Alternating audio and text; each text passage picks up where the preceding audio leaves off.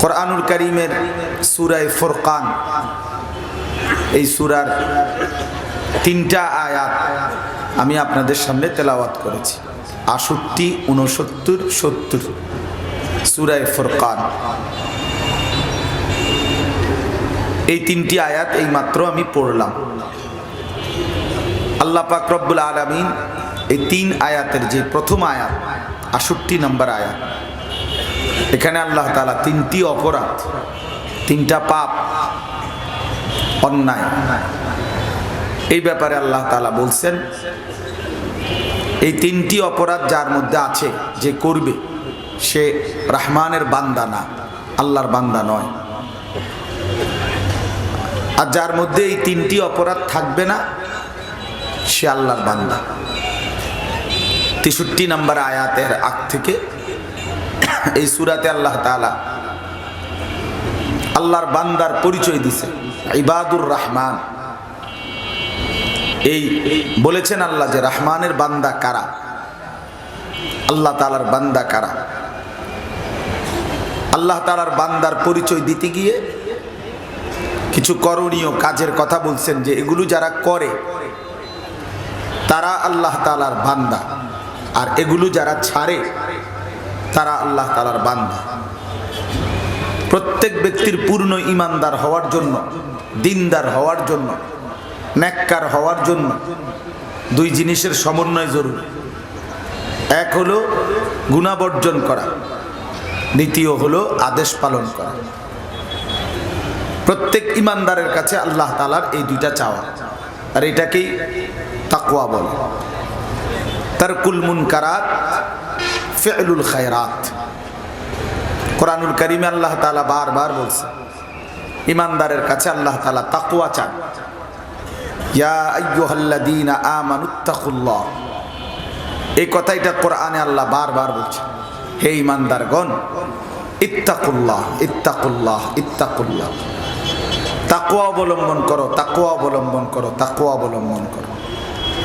তাকওয়া এতটা গুরুত্বপূর্ণ যে আল্লাহ তাআলা আমাদের প্রিয় নবী সাল্লাল্লাহু আলাইহি সাল্লাম ওনাকেও বলছেন, ইয়া আইয়ুহান নাবিয়্যুত্তাকিল্লাহ, হে নবী ইত্তাকিল্লাহ। আপনাকেও বলছি তাকওয়া অবলম্বন করুন। সমস্ত মানুষকে আল্লাহ বলছেন যে পৃথিবীর সমস্ত মানুষ, তোমাদেরকেও বলছি, ইয়া আইয়ুহান নাসুত্তাকু রাব্বাকুম, হে মানুষ তোমরা তাকওয়া অবলম্বন করো।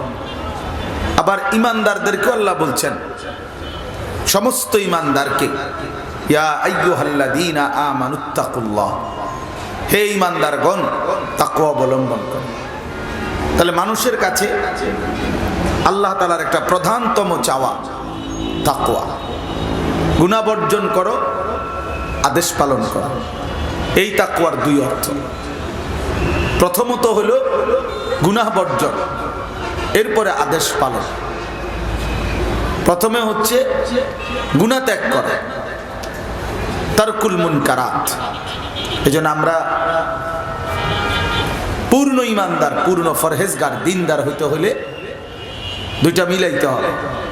আমরা অনেক সময় দেখি যে কেউ হয়তো নামাজ পড়ে, তাসবিহ পড়ে, হজ করছেন, তো উনি ওই ইবাদতটা করছেন। আমার খুলনার হযরত, বাংলাদেশের একজন অন্যতম বুজুর্গ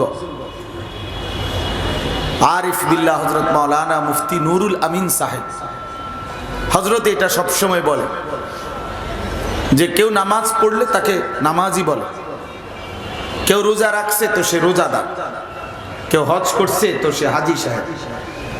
কিন্তু পূর্ণ দিনদার হইতে হইলে, পূর্ণ ঈমানদার হইতে হইলে, পূর্ণ নেককার হতে হলে পুরা দিন মানতে হবে। তার মানে যা নিষেধ তা বর্জন করতে হবে, যা আদেশ তা পালন করতে হবে।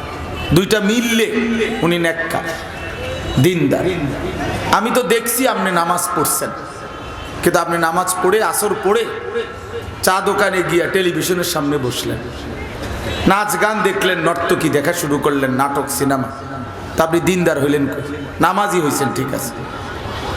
আমি দেখলাম আপনি এশার নামাজ পড়ছেন, মসজিদেই পড়ছেন, ভালো কথা, তো বাসায় গিয়ে এই যে টেলিভিশনটা অন করলেন, খুললেন, আবার নাটক সিনেমা দেখা শুরু করলেন, তো দিনদার হইলেন কই? দিনদার হইলেন কই?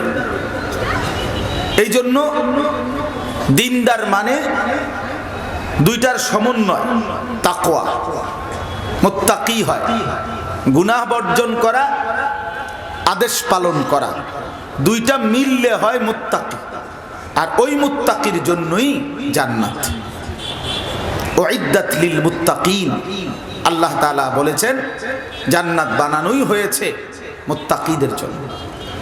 এজন্য গুনাহ বর্জন এটা জরুরি, এটা জরুরি। আরবিতে বলে দাফউল মুদাররাতি মুকদ্দামুন আলা জালবিল মানফা।